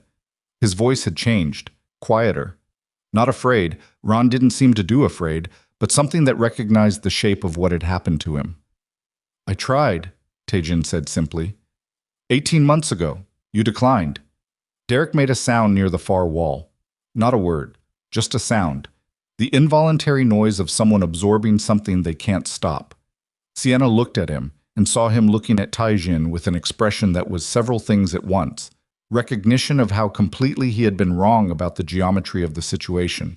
And beneath that, the uglier recognition of how enthusiastically he had participated in something that was now going to come back to him with federal interest. "Derek," Taejin said, without looking away from Rain. "The recording you made of your conversation with Ms. Hart in the corridor has been submitted as part of the evidence package. Your threats are documented. Your communications with Rain's people are documented. Your interference with her employment, her housing application, and her mother's insurance are documented." A pause. "You should call your attorney." "You recorded," Derek started. "The restaurant has cameras in every corridor," Taejin said. "I have the footage." Derek sat down on the floor, not with any drama. He simply stopped holding himself up and sat down against the wall with his back to the concrete, and Sienna watched him do it and felt something she hadn't expected, which was not satisfaction and not pity, but a kind of profound fatigue. 2 years of her life. 7 months of watching her work dismantled from a distance. And it ended with Derek Vale sitting on the floor of a warehouse looking at his own hands. She became aware that her wrist was bleeding, the left one, where the cord had been tightest, where she had pulled past the point of comfort. Not badly. A scrape at the base of the thumb. She pressed her other hand against it and breathed. Jin appeared at her side. He had come across the warehouse floor so efficiently that she hadn't tracked his approach, and she startled, just slightly, one small involuntary movement, and he stopped immediately, 3 feet away. "Are you hurt?" he said. "My wrist." She showed him. "It's not serious." He looked at it, looked at her face, and nodded once. He produced a small kit from somewhere, she didn't ask, and handed her a gauze pad without making a production of it, and then stepped back to give her space, which was exactly the right thing to do, and which she appreciated more than she could currently organize the words to say. She pressed the gauze to her wrist and looked across the room. Taejin was standing in front of Rain, and they were speaking, quietly, too quietly to hear from here, but with the specific quality of two people conducting a conversation that has been a long time coming and that both of them understand is consequential. Rane was listening. She had expected argument or denial or the performance of outrage, and instead she was watching a man receive information and process it with the kind of attention that, under different circumstances, she thought, in a different world, might have made him formidable in ways that didn't require warehouses at midnight. She pulled the device from the waistband of her scrubs and held it in her palm and looked at it, small, flat, matte gray. It had done its job, or she had done her job. The distinction felt important, but she was too tired to articulate why. The far door opened. Not the side door, the loading bay, the large one at the north end of the building. It opened from outside, which meant someone had a code or had bypassed the code. And for one complete second, the room was completely still, everyone's attention orienting toward the noise. 3 figures came through it. 2 were in jackets that said Federal, and the third was a woman in a gray coat who held credentials out at shoulder height and scanned the room with the specific, efficient gaze of someone who has been briefed on what they're walking into and is confirming the details against the briefing. She looked at Taejin. He looked at her. Something passed between them, a small nod, mutual, the kind of acknowledgement that takes place between people who have an established shorthand. The woman in the gray coat said, clearly and without raising her voice, "Nobody move." Nobody moved. Sienna stood against the wall with the gauze pressed to her wrist and watched the warehouse fill with the quiet, systematic activity of people who knew how to do this, who moved through a space and secured it and made it into a different kind of room than it had been 3 minutes ago, a room where the geometry of power had shifted irrevocably, and the only question remaining was the specific shape of what came next. Derek looked up from where he sat on the floor. He looked across the space at Sienna. She had expected him to look at her the way he had looked at her in every argument they had ever had, with the expression that said she was the problem, the difficulty, the thing that had made simple things complicated. She had braced for it without realizing she was bracing for it, the old muscular preparation for his certainty. Instead, he looked at her with something she had never seen on his face before. He looked at her like she was a person he didn't know, like the version of her he had been managing and monitoring and attempting to reclaim for 7 months was not the version standing here. And the version standing here was someone he was encountering for the first time, and he had no category for her. She held his look for 3 seconds, then she turned away. Taejin was walking toward her. He stopped 4 feet away. His jacket had a tear at the left shoulder. She hadn't noticed it before. And there was a cut along his jawline, narrow and not deep, that was going to bruise before it healed. Neither of these things seemed to concern him particularly. He looked at her wrist. He looked at her face. "The device," he said. She held it out. He took it. "You activated it," he said. "Before Ronnie's people could find it," she said. "I put it in my waistband." He looked at the device in his hand for a moment. He turned it over once. He looked up at her with an expression she had no precedent for reading, something that was several things simultaneously in a way that didn't resolve cleanly into any one of them. "I told you to take it out of your bag," he said. Not reproving, just stating. "You didn't tell me that," she said. "Your investigator put it in my bag without asking." "I told him to." "I know you did." A pause. "You knew it was there," he said. "I knew it was there." He looked at her for a long moment. The warehouse was full of activity around them. The woman in the gray coat interviewing Ron, Jin processing the men near the loading bays, federal agents moving with clipboards and bags. And in the middle of all of it, there was this small, quiet exchange that existed somewhat outside the rest of it. "You could have removed it," he said. "Yes," she said. "But you didn't." She looked at him. She thought about what she wanted to say and discarded 3 versions of it and settled on the one that was most accurate without being more than she was ready to give. "I made a judgment call," she said, "about the specific situation I was in and the resources available to me." She paused. "It doesn't mean I've changed my position on the other thing." "I know," he said. "I'm still not going to be a person who needs guarding." "I know that too." She looked at him for a moment longer. Behind him, Derek was being helped to his feet by a federal agent who was explaining his rights in the patient, practiced tone of someone who has said the same words many times. Derek was not resisting. He was compliant in the specific way of a man who has finally run out of positions to hold. The woman in the gray coat looked up from her conversation with Ran and caught Taejin's eye and held up 2 fingers, which seemed to communicate something specific between them. Taejin turned to look at her. He turned back. "I need to deal with some things," he said. "Jin will stay with you until this is processed. There will be statements needed, from you, tonight if possible. A federal investigator will want your account of the past several weeks." "I have documentation," she said, "everything on the USB drive." "I know. It's already in their file." He paused. "Your mother's insurance. The review will be resolved within 48 hours. The employment complaints at the restaurant have been withdrawn as of this evening. The apartment on West 84th Street. The management company will be recontacting you." She looked at him. "How long have you been working on that?" "Since the second morning after the corridor," he said. Not apologetically, not boastfully, just precisely, the way he said everything, as far as it went and no further. She thought about the index card, the phone number in careful handwriting, if you need anything.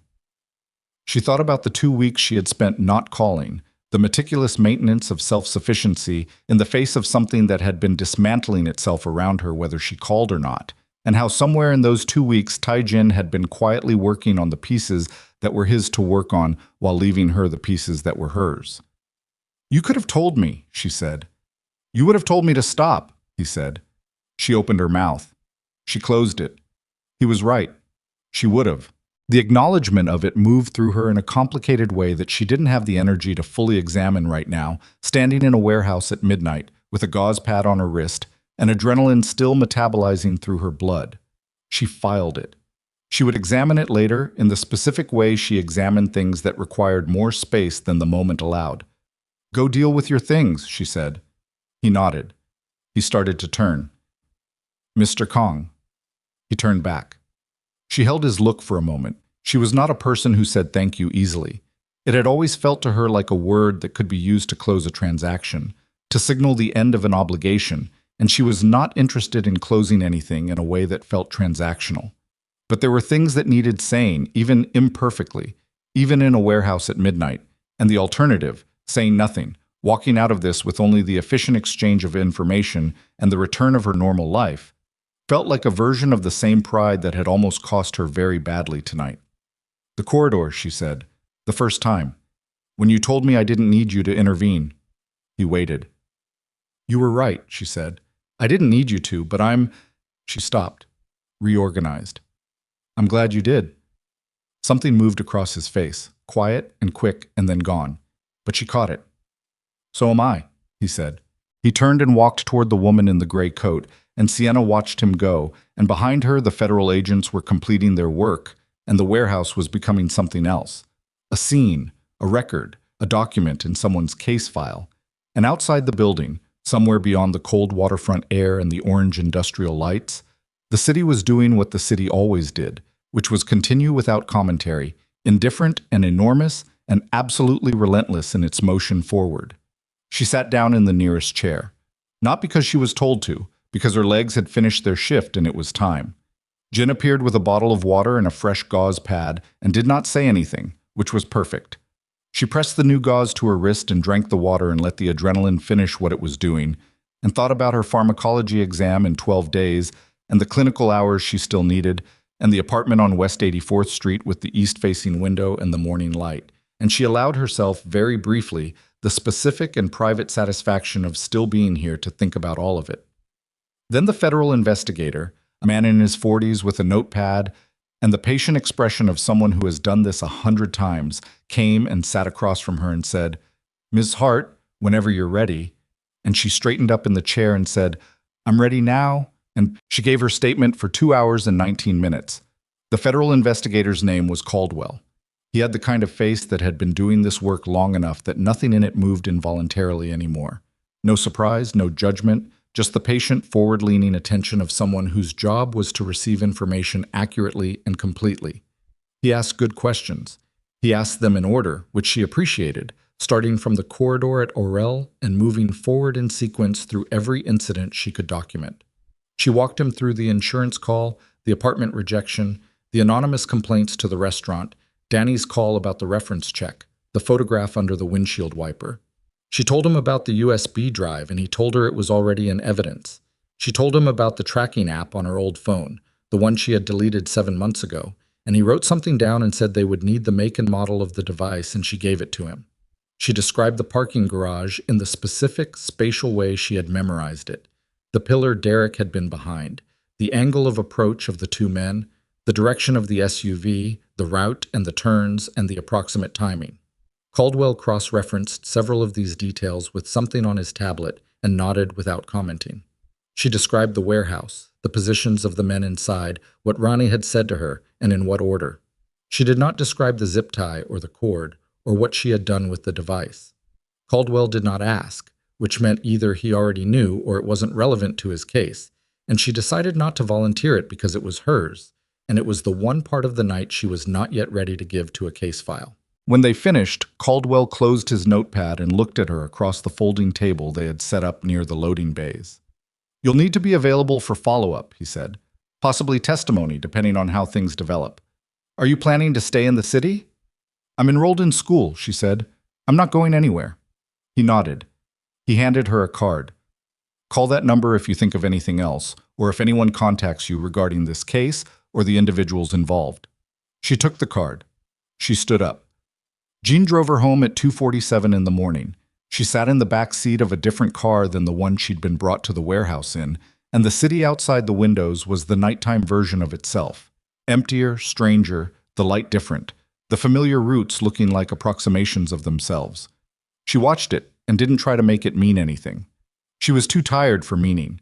She wanted her apartment, and 8 hours, and the specific silence of a place that was only hers. Jin walked her to her door. She did not ask him to. He simply did it, which at 2:47 in the morning she did not have the energy to object to. At the door she turned around. "Tell him," she started, stopped, reorganized. "Tell him the statement went fine," Jean nodded. "And Jin." She looked at him. He had been in the warehouse. She had watched him move through it. She had watched him make decisions in fractions of seconds that had altered the room, and he had done it without drama or comment. And she thought about what kind of person that required you to be, and how long it took to become that person, and what it cost. "Thank you." He nodded again. Once, precise. She went inside. She did not sleep for a long time. She lay in the dark and let the night reorganize itself in her memory. Not to process it, not yet, but just to establish what had actually happened versus what her nervous system was insisting had happened, because those were sometimes different things, and she had learned to separate them. The warehouse was real. The cord on her wrist was real. The scrape was real. She could feel it dully under the fresh bandage Jin had provided. Derek on the floor of the warehouse was real. Ronnie's face when he understood the shape of what Taejin had done was real.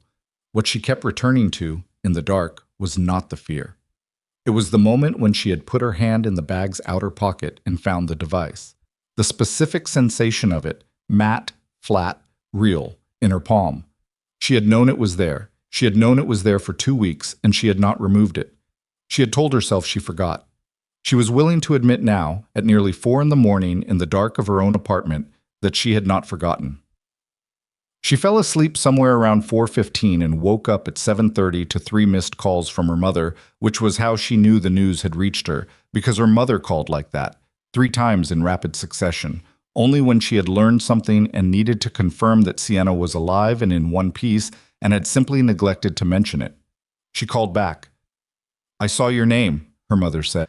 Her voice had the particular quality it got when she had been frightened and was managing it. "On the news, on the website, they said that there was an incident." "I'm fine, Mom. You're fine." "I'm fine, I'm home. I slept."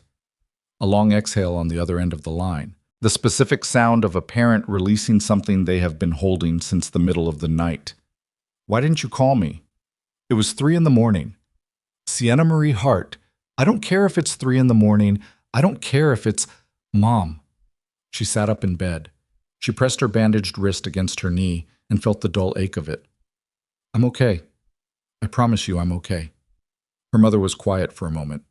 When she spoke again, the managing quality was still there, but underneath it was something rawer. "That man," she said. "Derek. The news said his name." "I know." "He did all of it. The insurance. All of it." "Yes." Another silence. Her mother was 63 and had survived her husband leaving and a heart condition and raising Sienna on a schedule that didn't allow for falling apart, and she was one of the most practically capable people Sienna had ever known. But right now she sounded like what she was, a mother who had spent the night not knowing where her daughter was. "Come see me this weekend," her mother said finally. "Bring food. I'll make tea." "Okay," Sienna said. "Don't bring anything from that expensive restaurant." "Mom, I just want to see your face." "I'll come Saturday," Sienna said. "I promise." She hung up and sat on the edge of her bed and let the morning light come through the window, east-facing, her current window, the ordinary light of the apartment she had lived in for 3 years, and thought about the apartment on West 84th Street, the east-facing window there, the closet space, the calculation she had done 6 different ways that still worked if she picked up 1 extra weekend shift per month. She thought about how much of the last 7 months she had spent calculating how to handle Derek, how to handle the restaurant review, how to handle the insurance, how to handle the evidence, how to handle the index card and the phone number and the decision about when and whether to call. She had spent 7 months turning herself into a set of calculations, and it had kept her functional, and it had been the right thing to do, and it had also cost her something she was only beginning to take the measure of. She got up, she made coffee, she went to class. The pharmacology exam was in 11 days, and she had not studied adequately in the past week, and she had no intention of letting a waterfront warehouse and a federal case file be the reason she needed to retake it. The days that followed had a specific texture. Not easy. She hadn't expected easy, but different from the 7 months preceding them in a way that took her several days to identify. What it was, she finally understood on the 4th morning, was the absence of the background frequency.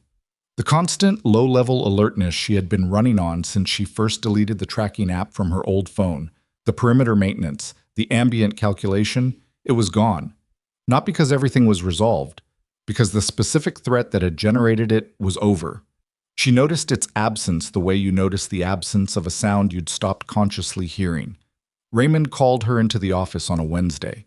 She braced for it, the trained response, 7 months of bracing, and then he put a formal letter on the desk between them and said, "Your review period is being closed. The complaints have been withdrawn and flagged as fraudulent in your personnel file." He pushed the letter toward her.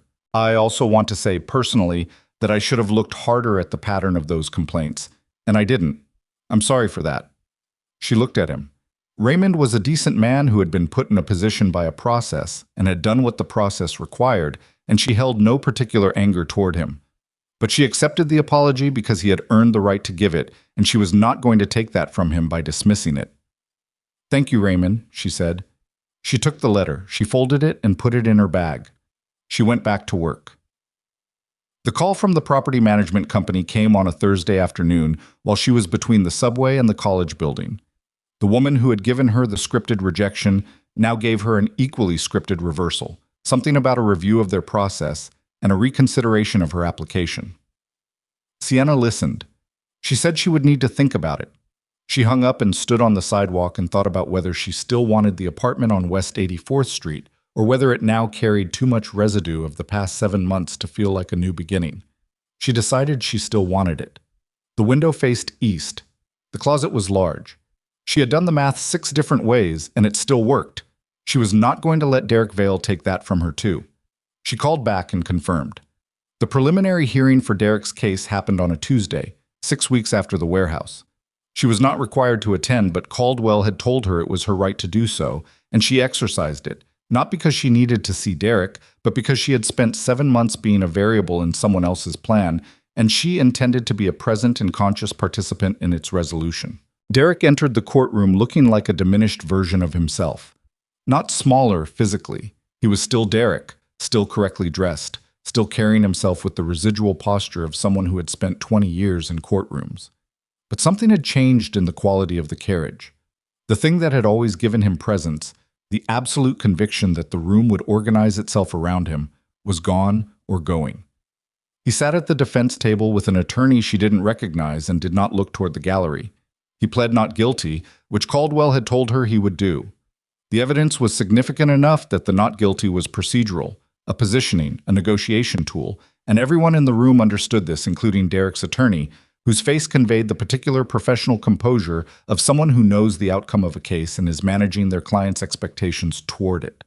When the hearing concluded and the room began to empty, Derek stood and gathered his things, and for a moment, just a moment, he turned toward the gallery. He was not looking for anyone specific. She could see that. He was doing what people do in rooms full of people they have wronged, which is scan the space, hoping that either everyone is looking at them or nobody is. She was looking at him. He found her eyes. It lasted 3 seconds. She had spent months waiting for the moment when she would feel something specific looking at Derek Vale. Satisfaction, or vindication, or the clean, final click of closure. What she felt was more complicated and less satisfying than any of those. She felt the weight of 2 years. She felt the specific tiredness of having spent that much time in proximity to someone who had needed her to be smaller than she was. She felt, underneath that, something that was not forgiveness and not its opposite, but something that existed in a different register from both. A letting go that was not generous so much as simply necessary, the way you release a breath not because you're done needing air, but because holding it was becoming the problem. She held his look for 3 seconds. Then she turned and walked out. Danny was waiting outside on the courthouse steps with 2 coffees and the expression of someone who has shown up because that is what you do and doesn't require acknowledgement for it. Sienna took the coffee. They walked toward the subway without discussing it. "How do you feel?" Danny said. "Tired," Sienna said. "Mostly tired." "That's allowed." "I know." They walked another half a block.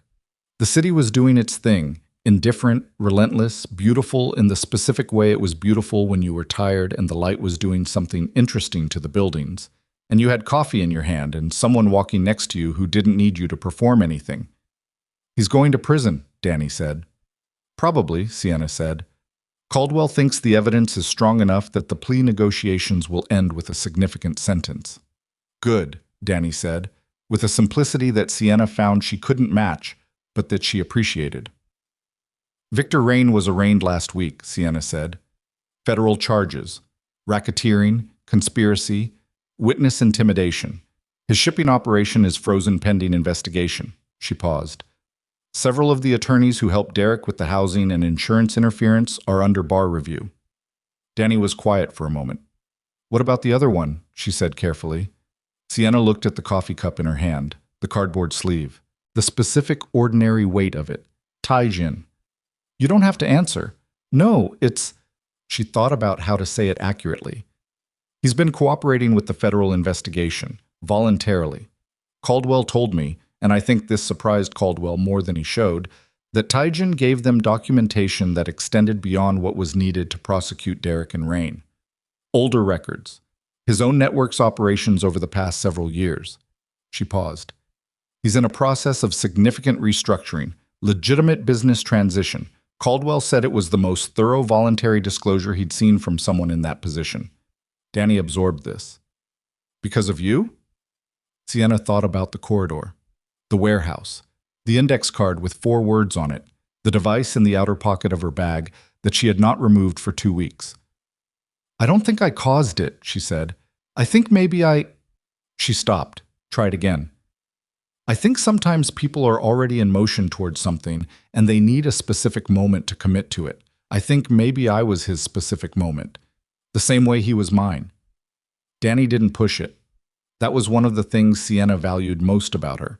The ability to receive information and let it exist without requiring it to be more or less than it was. They went to the subway. They talked about Danny's sister's new apartment and the restaurant's summer menu and Sienna's clinical rotation schedule. They talked about the kind of things that had always been the fabric of their friendship, the ordinary and the immediate. And Sienna let herself be inside the ordinariness of it because it was real and it was hers, and it was one of the things she had been protecting all along even when she hadn't been naming it. She moved into the West 84th Street apartment on a Saturday in late April with Danny and Danny's boyfriend, Marcus, and a rented van that was slightly too large for the street and caused 17 minutes of conflict with a delivery driver before they got it sorted. She carried her own boxes. The east-facing window let in morning light that was exactly what she had calculated it would be. The closet held everything. She put her textbooks on the shelf first.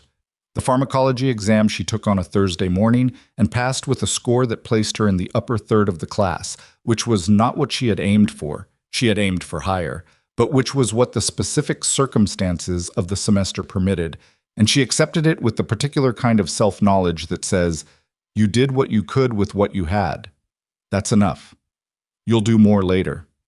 She did not see Taejin for 11 months. She heard about him, in the way you hear about people when their situation intersects with news that reaches you through other channels.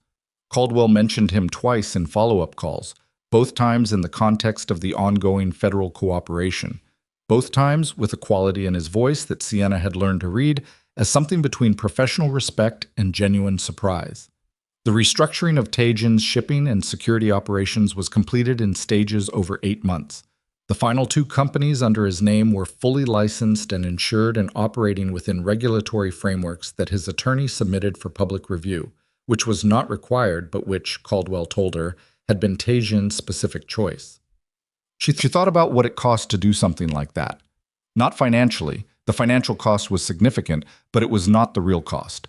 The real cost was the surrender of the particular kind of power that doesn't answer to anyone, the exchange of that power for something smaller and slower and less absolute and more honest. She thought about what it felt like to decide that the version of yourself you had built was worth dismantling and rebuilding into something you could stand in the light of. She thought about it and did not call him because she was not ready, and she was not going to contact someone before she was ready, simply because the feeling of wanting to contact him was real. She had learned, was still learning, the difference between what she felt and what she was prepared for, and she was not going to blur that line by moving before the time was right. She finished her clinical hours in September. She sat her boards in October, 12 hours of examination over 2 days, the culmination of everything she had been building toward since before Derek, since before oral, since the specific decision she had made 3 years ago that her life would go in this direction, and she would not let anything redirect it permanently.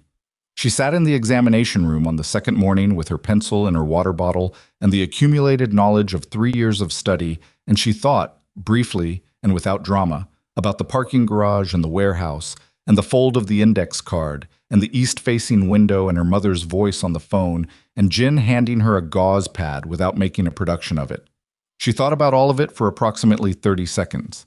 Then she opened the examination booklet and began. The results came on a Wednesday. She was in the break room at the restaurant when she got the notification on her phone. She was still working shifts at Oral, still saving, still finishing out the season before she transitioned to a hospital position she had already been offered in a cardiology unit at a hospital in the West 80s. She looked at her phone screen for a moment without opening the notification. Then she opened it. She sat very still for approximately 10 seconds. Then she called her mother. She did not say anything when her mother answered. She just sat there. Her mother said, "Baby, tell me." And Sienna said, "I passed, Mom," in a voice that was nothing like the voice she used in parking garages or warehouses or federal courtrooms, the even, meticulous voice she had trained into existence over years of needing to be the person who held it together. This voice was something underneath all of that, something that had been there the whole time, waiting. Her mother made a sound on the phone that was not a word and was also entirely clear. Sienna sat in the break room of Oral with her phone pressed to her ear and let herself feel the full weight of what she had done. Not just the exam, not just the degree, but the entire architecture of the past 3 years. Every calculation and every shift and every morning she had gotten up and done the next thing when the reasonable response to her circumstances would have been to stop. She let herself feel it completely, without managing it or packaging it or making it efficient. Raymond knocked on the break room door and put his head in and looked at her face and said, "Good news, I'm guessing." "I passed my boards," she said. He smiled the genuine, uncomplicated smile of a decent man who is happy for someone and said, "Drinks are on the house tonight." And she laughed, actually laughed, the unguarded kind, and said she was still on shift, and he said that was fine, after shift, and she said okay. The graduation ceremony was on a Saturday in June. The university held it in a large auditorium that smelled like floor wax and flowers and the specific expectant quality of a room full of people who have been waiting a long time for the same moment. Sienna's mother sat in the third row with Danny and Marcus and took photographs at a frequency that suggested she intended to document every angle of the event. Sienna had told her the ceremony was mostly formality, and her mother had said, "Formality is not the same thing as unimportant," and Sienna had conceded the point. She sat in the rows of graduating students in her gown and felt the particular surreality of being somewhere you had imagined for so long that the reality of it required adjustment. The program was long. The speeches were the kind of speeches that ceremonies produce, well-intentioned, occasionally true. She listened to some of it and let some of it wash past her and looked at her hands in her lap and thought about the specific, ordinary fact of where she was. When they called her name, she walked across the stage and shook the dean's hand and accepted the folder and walked back down the steps. And somewhere in the third row, her mother made a sound that cut through the polite applause like a signal through static. She found them afterward in the lobby, her mother's hands on her face before she could say anything, the particular grip of someone who loves you and wants you to know it in terms that cannot be misinterpreted. "You did it," her mother said. "We did it," Sienna said. Her mother shook her head. "No, you." She let herself receive it. She was getting better at that. She found Danny and Marcus and photographs were taken and Danny's mascara was doing something compromised and Marcus pretended not to notice. Her mother wanted food, specifically the dumpling place 3 blocks away that they had been going to for 15 years. And they were walking toward it, her mother's arm through hers, Danny and Marcus ahead of them, arguing cheerfully about which subway line made more sense, when she stopped. She had not planned it, she had not been looking for it, but she had known, in the way you know things you have not fully admitted to yourself, that today was the kind of day that invited the presence of people who had been part of what it cost to get here, and that there was one specific absence she had been aware of all morning without naming it. He was standing near the lobby doors. Not inside, outside through the glass, in the June light. He wore a gray jacket and no tie, and his hands were in his pockets, and he was looking at something across the street, which meant he was giving her the option of walking past without acknowledging him, and the specificity of that consideration, the precise calibration of it, was so characteristic of everything she had come to understand about how he moved through the world that it produced in her a feeling she was not going to try to reduce to a single word. She said to her mother, "Give me 1 minute." Her mother looked toward the glass doors. She looked at Sienna.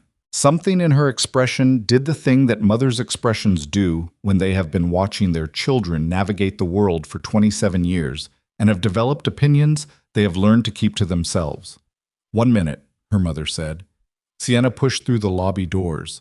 The June air was warm and the street was busy with the ordinary Saturday afternoon motion of the city, and Taijin turned when he heard the door and looked at her and did not say anything immediately, which she appreciated because she wasn't ready for words yet either. He looked different. Not dramatically, not in the way of movies where a year changes someone into someone unrecognizable. But there was something in his face that was incrementally different from the face she had first seen in a restaurant corridor, something that had settled. The quality of someone who has put down something heavy and is still adjusting to what it feels like to stand without it. She thought about all the things she could say. She had a list, constructed over 11 months, of various versions of this conversation.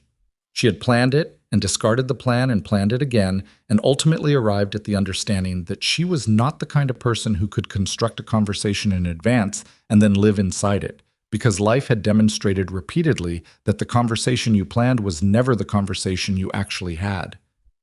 "You came," she said. "You graduated," he said. "I did." He looked at her in the direct, unhurried way that had always been the quality of his attention, as if she were a person worth looking at completely rather than partially. "How does it feel?" She thought about this. Real, she said. It feels real. He nodded. She looked at him for a moment. The city moved around them. A cab, two cyclists, three women with strollers moving in formation, a delivery man on a bicycle threading through a gap in traffic with extraordinary confidence. All of it real, all of it hers. This city, and this morning, and this particular standing on the sidewalk with her diploma in her bag, and her mother 30 feet away, and 11 months of parallel living pressing up against the present moment with the specific accumulated weight of time. The restructuring, she said. Caldwell told me it was finalized. Last month, he said. How is it? He considered. Slower, he said. Smaller. Considerably more paperwork. A pause. Better. She heard the weight of that last word, what it had cost to be able to say it, what the word better meant when it came from the other side of a year's worth of dismantling and rebuilding and choosing, every day, the more honest version of the same life. She understood it. She had been doing a version of the same thing. I wanted to call, she said. She said it directly, because she was done with the performance of not wanting things. Several times. I wasn't ready. I know, he said. You could have called. You would have told me you were fine and you didn't need anything, he said. She looked at him. She felt something move through her that was rueful and honest and not entirely comfortable.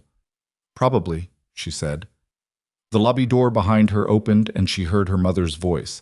Just her name, 2 syllables, the specific intonation of a mother, reminding a daughter that there was food and a restaurant and other people involved in this afternoon. She glanced back. Her mother was standing in the doorway with an expression that was managing itself with moderate success. She looked back at Taejin. I was looking at her mother with the kind of attention he gave everything, complete and unhurried. Come eat with us, Sienna said. He looked back at her. Something moved through his face, quick and quiet, and she caught it the same way she had caught it in the warehouse. The same fleeting thing under the composure that was the realist version of him, the one that existed before the managing and the precision. I don't want to intrude, he said. You're not intruding, she said. I'm inviting you. He was quiet for a moment. There will be questions, he said, not warning her, just stating the reality with the precision she had come to expect. My mother asks everyone questions, Sienna said. It means she's interested. Survive her questions and you've survived the hard part. Something changed in his expression. Not a smile, not quite, or not yet. But the thing that happens in a face right before a smile, the internal rearrangement that precedes it, and she recognized it because she had been watching his face long enough to have learned the sequence. All right, he said. She turned. She walked back toward the door. She was aware of him falling into step beside her, not behind her, not ahead, beside, and of how that felt, the specific ordinary rightness of it, which was not a resolution or a declaration or the clean final click of anything, but was instead something more accurate and more durable than any of those things. Her mother held the door open and looked at Taejin and then at Sienna with the expression of someone compiling information. I'm Margaret, she said, Sienna's mother. Kang Taejin, he said. It's good to meet you. Her mother looked at him for a moment with the full, frank assessment of a woman who has been evaluating people's intentions for 63 years and has become very accurate at it. Dumpling place, she said. 3 blocks. You can tell me who you are while we walk. Taejin looked at Sienna. She gave him nothing. She was curious whether he needed anything. He didn't. He turned back to her mother and said, That sounds good. And her mother nodded once with the air of someone who has decided to reserve judgment while beginning the process of forming it, and they came through the lobby door together into the June light. Danny caught Sienna's eye from ahead on the sidewalk. Her expression asked several questions simultaneously. Sienna shook her head. Not no, just not now, not in words, later. Danny accepted this and turned back to Marcus and the ongoing subway debate. They walked.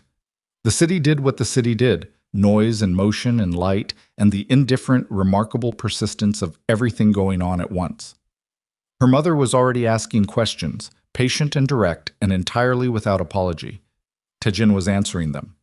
Sienna walked beside him and listened and felt the afternoon move around them and thought about a restaurant corridor and a parking garage and a warehouse and a folding chair and a gauze pad and a device in an outer pocket that she had not removed when she should have, and the east-facing window of an apartment she had finally gotten to live in.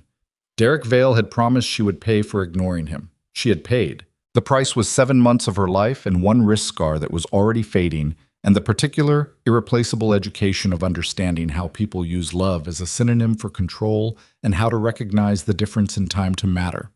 What she had now was a diploma in her bag and a cardiology unit position, starting in 3 weeks, and a mother 3 feet away conducting a thorough interrogation of the man who had stood in a corridor and made a choice, and then spent a year making a different and better version of every other choice that followed from it. None of it had been clean. None of it had been simple.